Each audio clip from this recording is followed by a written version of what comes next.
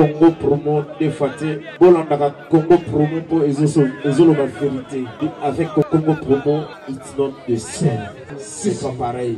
Raph Gendo check Hugues la coiffe Ikoté. Et enfin je suis arrivé.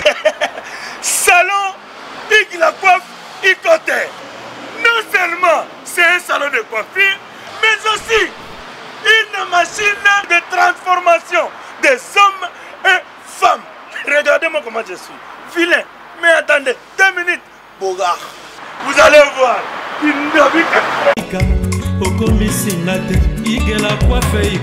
Hugues la coiffe Ikoté.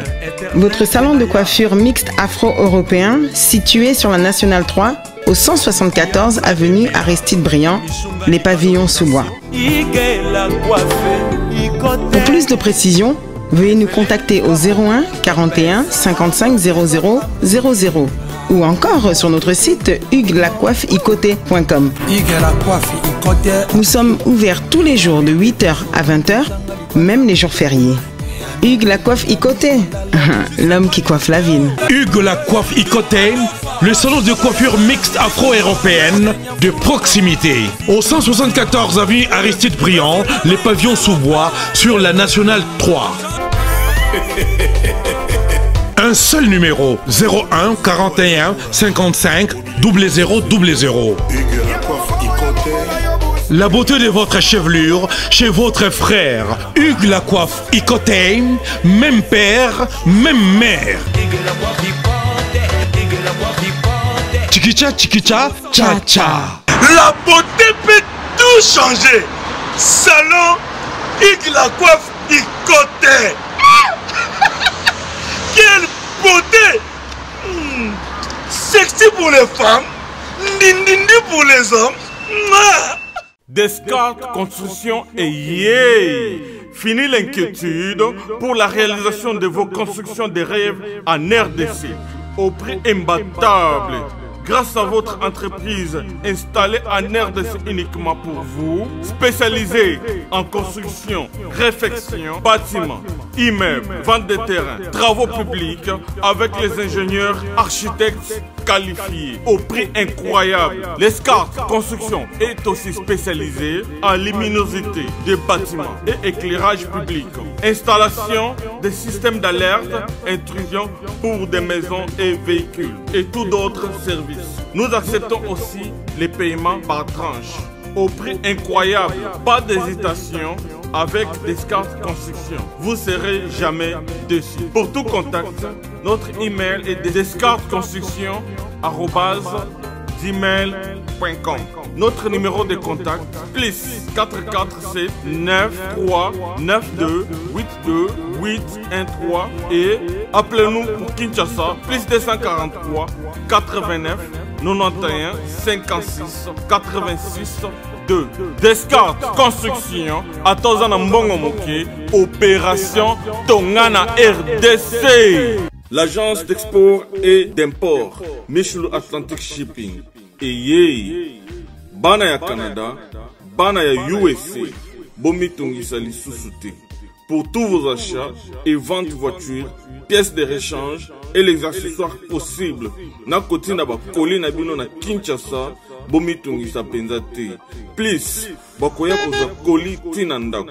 Pour tout contact, benga Michel Lukadi. Plus 1 508 371 60 43 USA na Canada.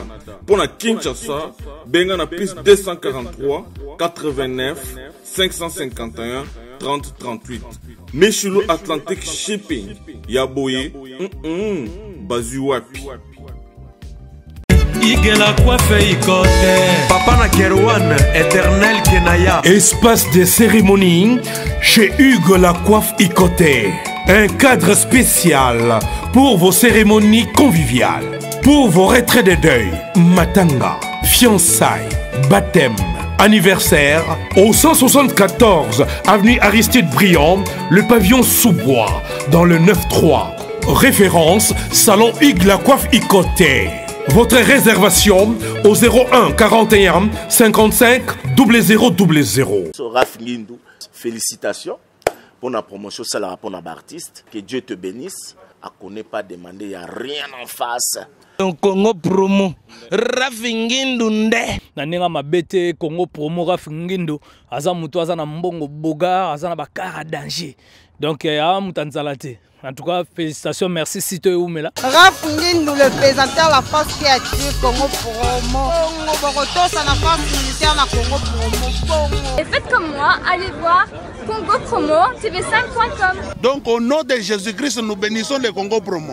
Avec Rafingindu, Congo promo ne tombera jamais. Piccolo Congo promo nde. Ouais, balobi Rafingindu. Congo promo toujours, grande puissance. Come on. Congo promo qui torcos net na film. Congo promo babunda na nango. Rafingindu. Congo promo. What a plus, what a boss là.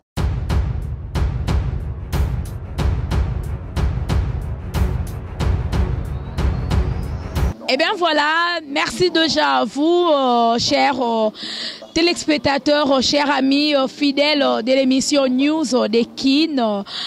Bonsoir, bonjour, ça dépend de l'heure à laquelle vous nous suivez.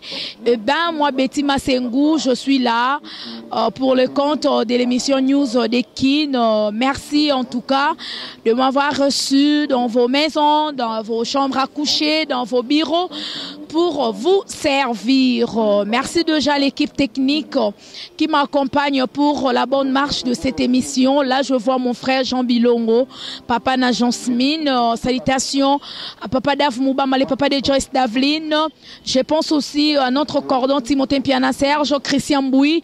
Et big salutations à mon boss que j'aime bien, l'ingénieur Rafingindu, depuis les États-Unis. Aujourd'hui, j'ai beaucoup de joie et beaucoup de plaisir de recevoir un artiste musicien chrétien.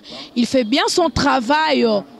Il s'appelle Frère Kams. Déjà à préparer Ponabino Bananansambe partout boza un album. Et vous allez en savoir dans cette émission. Et en même temps, projet nae, ezanini, programme nae. Et voilà, nous sommes au gare centrale, hein? Donc toi na ville, na boulevard na biso, sorokera boé, et puis à Kakato, bon on na gare centrale, et voilà, il est là déjà. Mon invité, les frères Kams, bonjour. Bonjour Betty. Voilà. Très heureuse Yaroyamba en émission pour la première fois monde entier Zolandayo na Congo Promo Télévision l'émission la News de Kino et puis à na Kinshasa na magazine nanga Canal News Info un message na bafan au balandi au peuple de Dieu ba moni en émission la biso pour la première fois avant d'entrer dans le bain de notre émission. Shalom ba Nzambe ba bazolanda biso de partout na Kinshasa, Brazzaville et Potomikili, États-Unis, je ne sais pas bolanda biso na erni ticket Nzambe makoki nyonso Nzambe ya bakolo Nzamba za mukolo Nzamba changeaka ba histoire abatu yemo histoire ne changeaka te. Ticket a changé peu histoire na yo et ko zapete ko meka kutu bougete zala brancher scotcheti émission ko silo zala béni totalement zala béni mobimba parce que awa ezali solo ya liziba ya beteza sokyo boyo melamai oko sukola soko boyo ko sukola ata na bilamba na nyonso okosalela ngo donc eza système yo zwaka etoko kaka ndongo vandi so za na canapé so za na chambre à coucher so je ne sais pas na moi na biso bien na taxi Zalara branché parce que Ozo Zala vraiment béni avec ya Betty moi si kitoko bona na monate au sepela ticket nzamba makoki pambola yo merci. Amen. Merci beaucoup en tout cas. C'est les frères Kams, on peut se mettre hein frère Kams tous en biso na boulevard frère Kams azolia nae oh chips na so Kinshasa. Chips akina pour na poto pe kuna bana chips na bango biso pa to na chips na biso. Voilà, frère Kams na ebité bandeko bazolanda biso osana kino outeko bimsa opus titre nango eza soutenir. Nazane lokwa Nzambe eza 4e album. En 1997 au Salaki les derniers jours et plutôt la transformation. En 1997. En 2002 tout ça les derniers jours. En 2013 tout ça il faut na zopo ezanga et en 2016 to misaki nazane lokwa Nzambe. Nazanelo Kwanzambe, et ça album oyo peut pousser biso to luka fréquence to soit un peu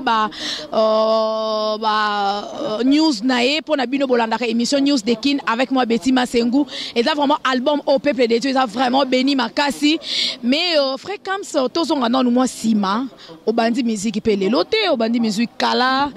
Ça fait combien d'années déjà dans la musique chrétienne? On a ça l'album Alboson en 1997, donc de 1997 à 2018, je crois, 18 ans si tout va bien. Et puis, on a bandi album déjà 18 ans passés. On a bandi vraiment pour moi na tilelo, batubazo la nanga. Baby comment on a bossé dans Nzambe oyo, baby parcours comment tu traverser nyonso bibale bambongi na Nzambe o tozakaka. Tozaka na Nzambe.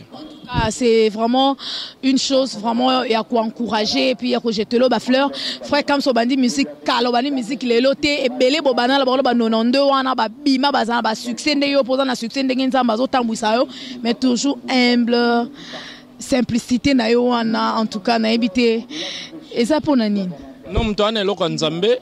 On va comme aborder, tant a eu déjà succès, il roule carrosse, a obéta ba concert, a que ba porte a zonga, donc on est bazan elo Kwanzambete.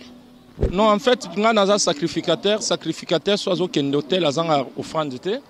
Nga offrande nazala na ngwe senga te nazala orgueilleux. Problème na ngezala que na mise indisa na makola bantoma Nzambe ye motomboli yende apesa nyonso ya beti. C'est bien répondu, John Lubila l'exceptionnel depuis les États-Unis, William Afoso depuis Luanda, le grand pétrolier, grand patron de la compagnie son Angol, moi na maman Henriette, ya lingarande ba makamba boye frère Kamsioana, Nazanelo Kwanzambe, voilà, et il y a le bi Azanelo Kwanzambe, donc yango azarane toujours humble, voilà, humilité et puis simplicité nae, yango Nzambe azotombola e, voilà, tout son nom extrême ok, il y a opus nayo avant to kotasko na kata masolo na biso. Matoi ndelubiko na ngai talatina na pusani yango na ye Yesu pona yoka yo bongo sima na nga koyoka yo mbulo yo toko matalikolo soki oza na eloko ya Nzambe tombola na matembela pamba na komisante tala ndenge yo komisinga botika na denda moke ponkolo azalie Nzambe na koka mwase yo Rachel ozali wapi ngaye yo telema kumisa Nzambe nakolela lisusu te yo pesi ngai Joseph elakisi mosusu aya yo longoli soni na ngai. Merci. Merci beaucoup en tout cas. Donc voilà, bien dans les lois Nzambe, tara la matembe la pamba ba santé zoya, voyons ça ngolu Nzambe. Voilà, on a besoin a cappella, mais on a 4 émissions te reproposer bino juste extrait nango bon mon nango sur en live. Le lingue est vraiment serviteur de Dieu, le frère Kams aza vraiment copé sabiso ainsi dit l'Éternel na banzembunae et puis le peuple de Dieu vraiment baza vraiment béni. Voilà, mais dans le monde où la musique frère Kams nani penzo mona raso tali bolobike à part nga frère Kams dans les loko Nzambe ça pe na frère nanga mususu pas dans les loko Nzambe eza nani ya beti bana Nzambe nyonso ba serviteur nyonso basala musala Nzambe bien tozaka béni voilà c'est ça banani tango ça ta deux kara sokaka bas deux émission lelo 2 cartes 5 à 2 pour nini basé belé so na tangi débat aussi likat bande José Nzita wana voisin nanga Nzamba frère Matou Samuel wana frère nanga Nzamba pambola nani sus voilà c'est l'ambiance de l'émission vraiment oui mais comment Moussa les opambola biso vraiment tozo pambama ya beti na ndima ba makasi Nzamba beti ba featuring tena bango pourquoi non na sali featuring na maman Laure Nzamba pambola yobengaki Dawidi l'homme c'est longtemps que ayebaki komi kitisa c'est maman Laure na sali featuring na ndeko Yannick Tumba bongo simananga koyoka yo bomo inange kolemba te kotatola c'est Yannick Tumba na sali featuring na ndeko na Mike Flore ya yembi nini To sali yambo yo kende na ngai musika tika yo tombwama.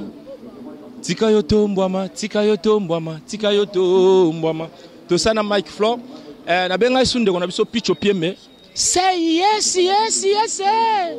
Soki ozana eloko ya Nzambe tombulako tombata likolo. Voilà. Ah, c'est bien, tout le monde va featuring wana. Asalaka na mandate, na mandate, na mandate oh. Asalaka na c'est mon frère Picho.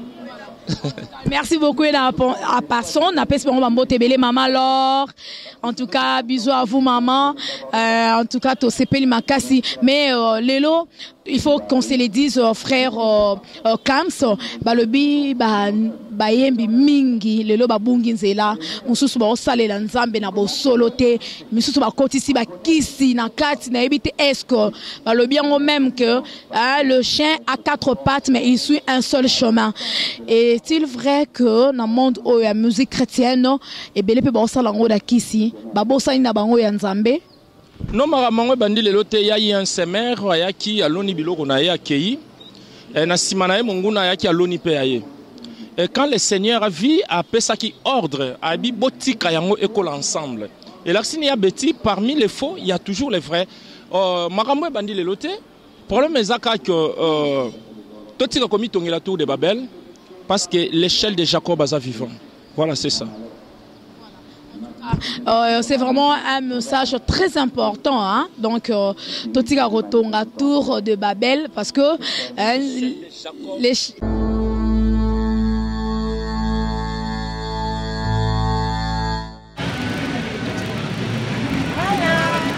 Awa. Comment on a rien pour ça? Ça vient moi. Ça va bien fait. Bonjour, bonjour. Bonjour. Je pense que ma collègue la mission. Comment est déjà? Vous avez fait ma collègue la mission. Bali bosu no mona yao. Papa, ngaso na uti poto na ya kanzela moko na biloko na ngai. Azana descendance ya Satutoma. Bandi marate za ba ya famille. Mais na jibe service andi marate landimi. Bana ya France, Paris, Lyon, Toulouse, Rennes. Bina tu buya kote wana. Uzana iloko ringu tinda na Afrique. Toa wana Congo na Kisasa. Nikuna yazo ngumba mako. Kukena na yoko situatite. Service agence pas comme l'échelle. Ah, ok. L'échelle de Jacob est vivant. Ah, voilà. Merci beaucoup, frère Kamso. Mais, frère Kamso, nakati ya eloko ya Nzambe. Ils ont combien de titres? Et puis, comment bande kobasa li bande ya mboka bakoki zwango? Parce que, bana ya Nzambe baza partout dans le monde, tout le bara au Kinshasa te même ba au balanda biso kuna na Europe, ba au balanda biso na Angola, na Luanda wana William Afoso azawana grand pétrolier, OK les États-Unis John Lubila azawana, na France Esther Mumba, disons la joie Mado Pichu Nazali, na Kenya champion Kayembe Blaise Kava, en tout cas pour mon ke baza pe na besoin ba consommer au plus wana ba kokozo ndenge nini. Album Bimaki Tokolo Batosa qui vente officiel le 1er juillet na place des artistes bana ya poto nyonso bazo télécharger on a ma plateforme nyonso ezali so koti na YouTube obeti frère Kamskamanda nazana eloko Nzambe oko télécharger so ki pe na iTunes obeti ka frère Kamskamanda na eloko Nzambe oko télécharger au sombango bana Angola nazo ya déjà je crois ba document ozo permettre nazo visa ya Luanda et ya Kilobi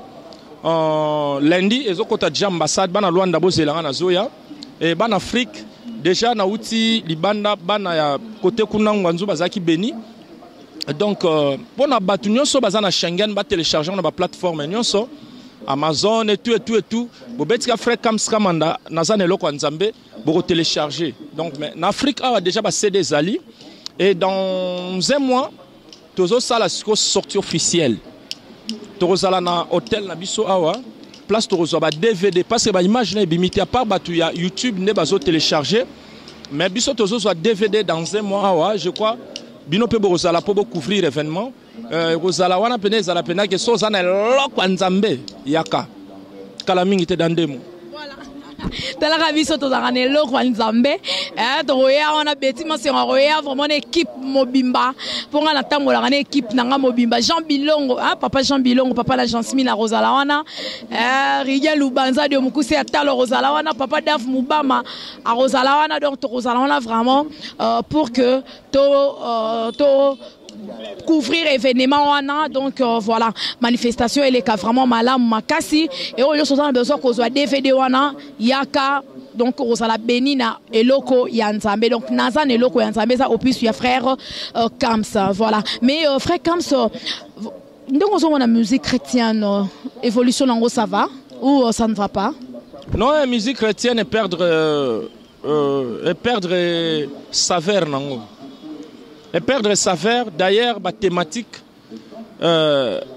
musique chrétienne bit nango to bungisian tikankolo sunga biso to zonga nanzela. Voilà, c'est ça. Bungisian dans quel sens? Musique chrétienne objectif nango ezaki to tekangote.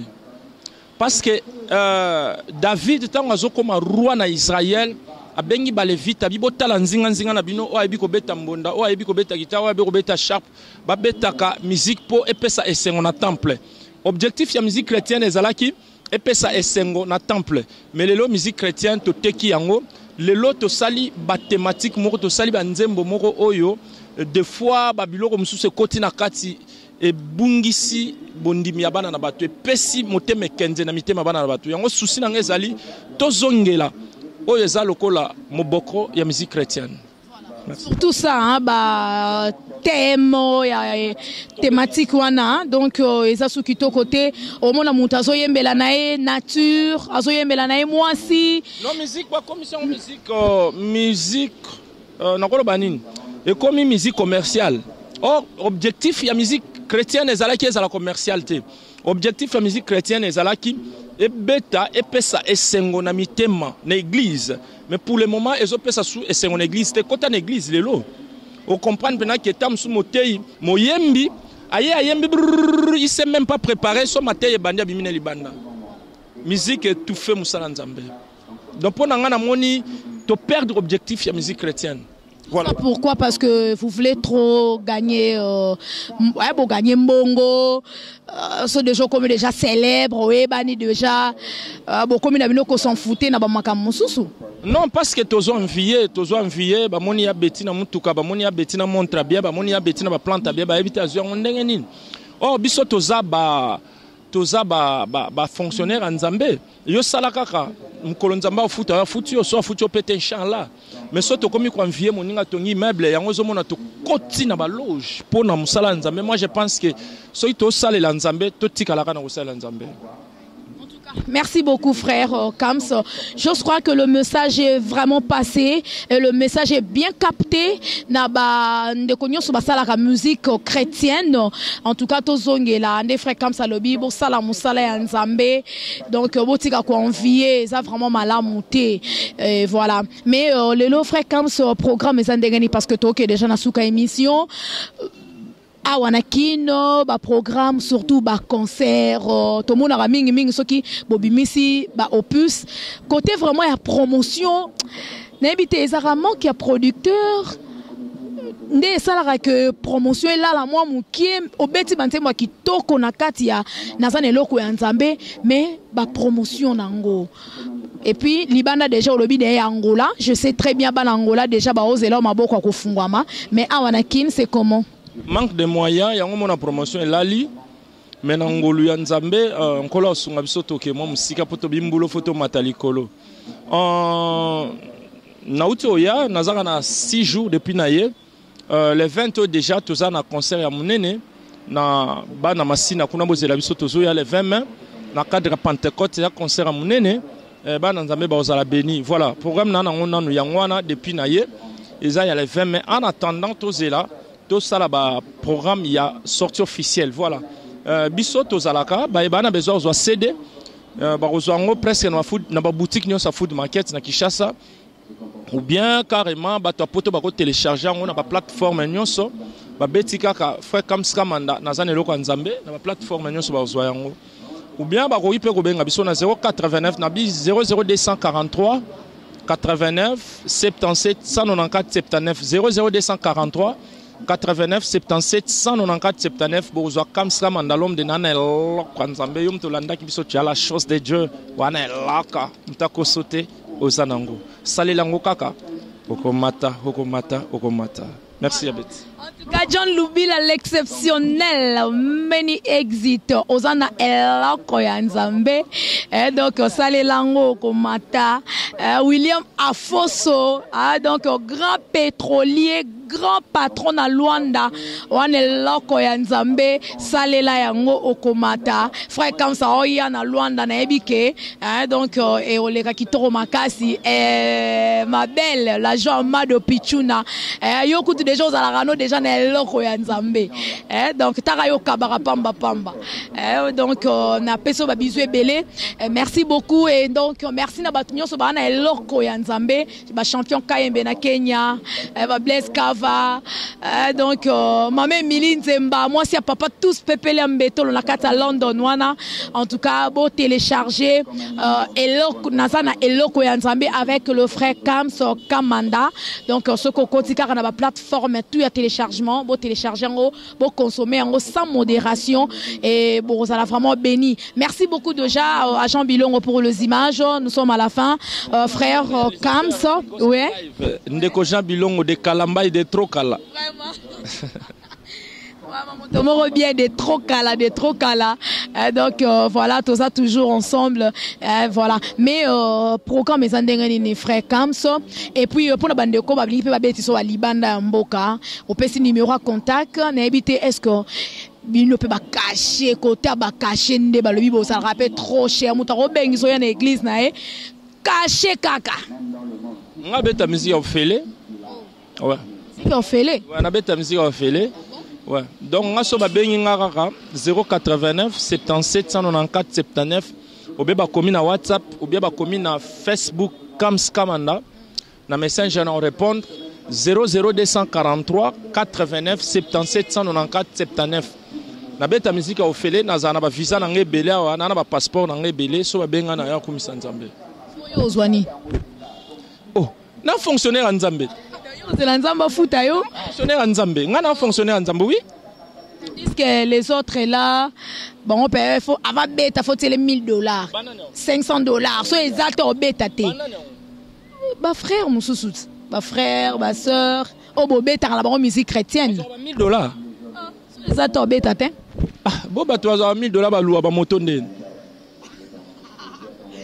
Les frères, comme si on avait $1000, il y a musique qu'on fait le nez, on roule carrosse. Non, ça même pas. Donc, bah, on a pas $1000. Bah, ça, il a un Nzambe, mais vraiment, Nzamba Pambola, bah, au moni, na Israël, ils ont 3 types d'offrandes. Ils ont une offrande, d'autres ont une offrande à taureau, une offrande à bélier, une offrande à pigeon. De ceux qui ont une offrande à taureau, tika pesa. Mais on a pesa à bélier. Voilà. En tout cas, merci beaucoup pour se séparer. Frère Kams, question Mora Yelinga. Apport il y a Nazane Loko Nzambe na musique chrétienne les anini. Ezaka ketotika la rowela na yo zaka déjà ne loko Nzambe. Owela na poane. Est-ce que mtu ane loko Nzambe $5000? Soki mtu avanga na iya $1000 c'est ane loko te. Mais mtu ane loko Nzambe so ba bise ya ko pesa la chose que tu as mbala moko atuna kutute na sukoto na sukolité parce qu'ana loko Nzambe. Donc apport ya loko Nzambe na musique chrétienne et ka ko expliquer ba tout cœur. To wela na biso kutute parce que Pierre n'a jamais wela raté. En réalité, yeso koka ki jamais azwa clé ya église a pesa na Pierre parce que Pierre batu ba yebi aza mwana ya pécheur, mwana ya Zébédée. Akoka ki jamais tala batunet ba Paul. Mutatanga na école ya Gamaliel. A comité na niveau ko ba misérable que je suis. Il souffrait, il manquait quoi?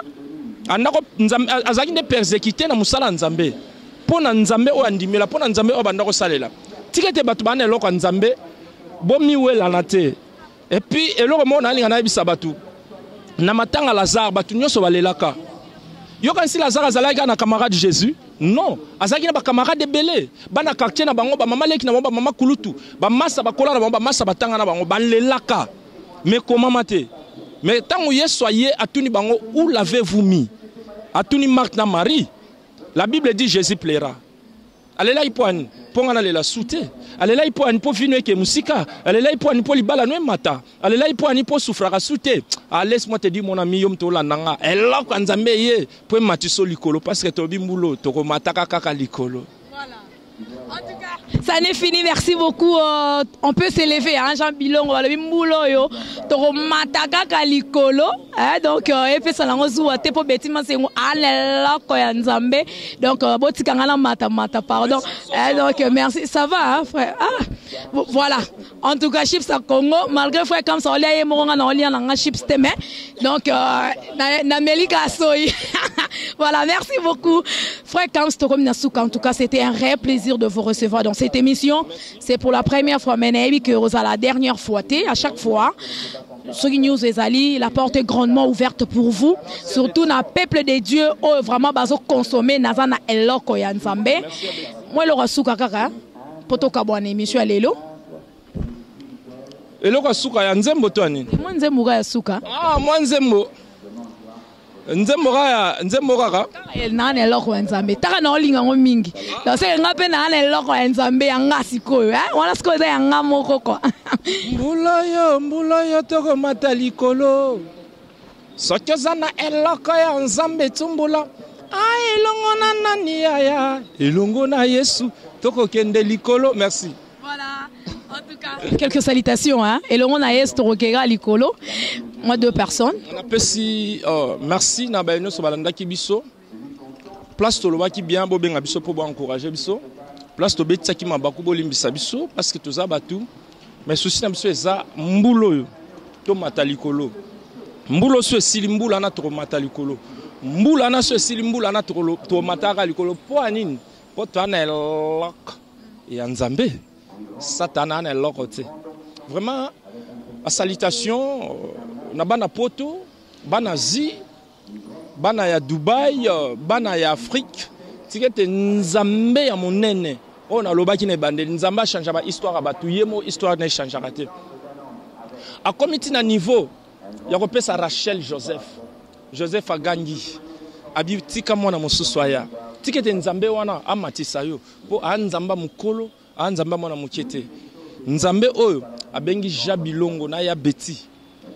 Na les superviseurs tikete nzamba pambola bino mais pona nga susi na ngeza to zalaka na bino mikolo nyonso po bwana eloko nzambe soko za na eloko te mbela kima bino metande na ya mbabino po vous avez la chose de Dieu vraiment nzamba pambola bino. Merci beaucoup. Moi songi kega fréquence vraiment mutu moko yebisinga ke eyembeli na yo eza loko ya frère les noms comme zo ki manga fort ayemba donc akendara liboso Frère Moïse Matuta. Frère Moïse to mba ine na album e ucholeka. Ngai na yebi mosusu te. Andi makomi pesa mbeka pona ngai. Bobele yo mwana nzambe, bobele Yesu. C'est mon frère Moïse. Donc en fait je ne sais pas mais frère Moïse Matuta que Dieu te bénisse. To sala ne tete les stages tout est accompli. Lilo bana nzambe zalibo moikozo pe makasi. C'est comme ça avec Moïse Matuta. Nzamba Pamola, mais cette fois-ci, tozalaki moi avec Yannick Tumba. Bongo simananga koyokayo, bomo ilange kolemba te kotatola. Et puis tu es tolobi. Nazo yembela yeso yo pona salaka na mandate, oh. Voilà. Merci beaucoup Jean Bilongo. En tout cas, le temps nous fait vraiment défaut. Bah, question est vraiment belé, mais faute de temps, Tobomi Moussousou, na prochaine émission. Merci beaucoup, la bande de Cognon Sobolandara, Betty Massengou. Merci infiniment à vous pour l'attention particulière à cette émission. Pour la bande de Rolandanga, na magazine Canal News Info et les Garanakin, la chaîne partenaire Nabiso. En tout cas, c'était le frère Kams, Kamandabo, consommé, Nazana Eloko Yanzambe, la chose des dieux. Yo Pozolanda, Betty Massengou, Ozana Eloko Yanzambe. En tout cas, merci beaucoup vraiment. À Jean Bilongo pour les images, Papa Daf Moubama, les papas de Joyce Davlin, Timothée Piana Serge, notre cordon, Christian Bouy, notre DT, et merci à John Loubil, à l'exceptionnel Many Exit depuis les États-Unis. Tu as la chose des dieux. William Afoso depuis Luanda, grand pétrolier, en accompagné à son Angol, moi et maman Henriette. En tout cas, ma belle, la joie Amado, Pichouna depuis France, maman Emiline Zemba, moi si à papa tous pepele ambeto, le maman Likele Mamunene, na kata London wana, champion Kaye Menora Bana na Kenya, Blaise Kava Igwe na Kenya, salutations en tout cas à tous mes fidèles de l'émission News de Kin. Merci infiniment à mon boss que j'aime bien, l'ingénieur Rafungindu. Depuis les États-Unis à mon bébé Joyce Davlin, bisous à ma maman chérie, maman Cathy Bakissa. Merci à papa Daf Moubama, le papa de Joyce Davlin, Rigen Loubanza Diomukuse Atalo. Merci beaucoup. On se retrouve déjà à la semaine prochaine. Et merci infiniment à vous. Que Dieu vous bénisse tous. Bye. Ciao, ciao.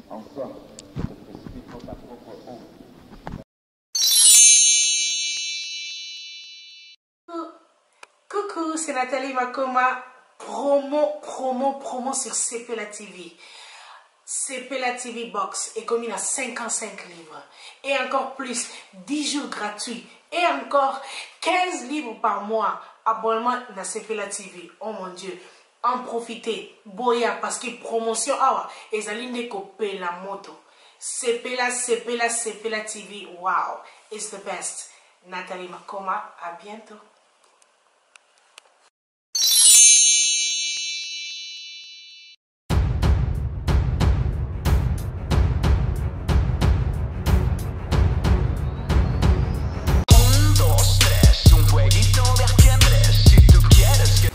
Bonjour à tous, vous êtes sur Congo Promo.